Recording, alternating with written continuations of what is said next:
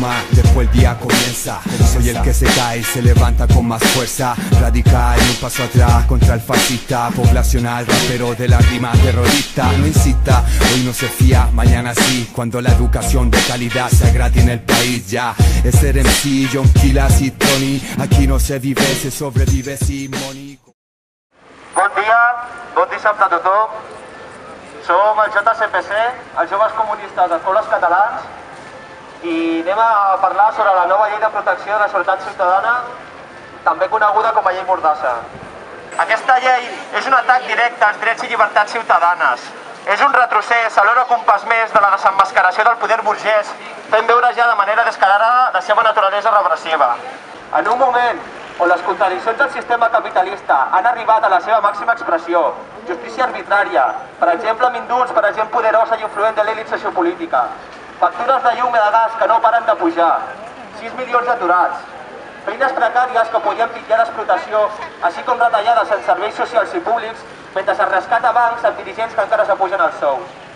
Un sense fi de fets que, lògicament, fa que el descontent públic i la demostració d'aquest vagin en augment, que la conscienciació i la lluita popular creixin a un ritme frenètic i, per tant, vegin perillar l'estatus quo que tant ens beneficia. Aquesta por que tenen es veu reflectida en la llei, on es recullen situacions que van encaminades a limitar les expressions de descontent.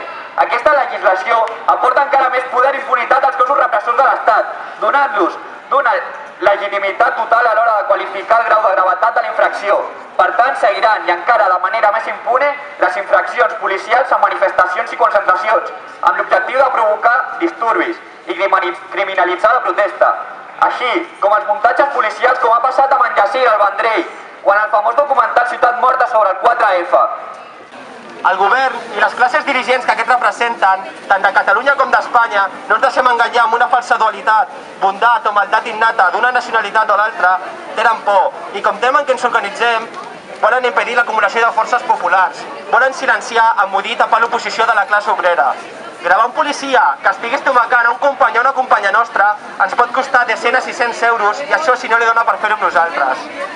Impedir que passin fora de casa una persona pot anar dels 600 euros als 30.000. Ja no podem ni defensar la nostra llar. També aquesta quantitat comporta un ús no autoritzat de les imatges dels cossos policials. Però bueno, com tampoc ens deixen gravar-los, i de 30.000 euros fins a 500.000. Mobilitzar-se en infraestructures de serveis bàsics, hospitals, centres educatius, ajuntaments, clar, mobilitzar-se pel seu manteniment no és il·lícit per a ells, però destruir-los sí. Això són només uns exemples superficials per fer-nos una idea del que comporta aquesta llei. La solució no passa per les urnes, la solució no passa per delegar la confiança en altres partits o persones que gestionin el capitalisme. La solució passa per organitzar-se en cada barri, en cada centre d'estudi, en cada centre de treball, per la presa de poder per part del poble, canviant la seva idiosincràsia cap a una gestió en benefici del poble i no en benefici del capital.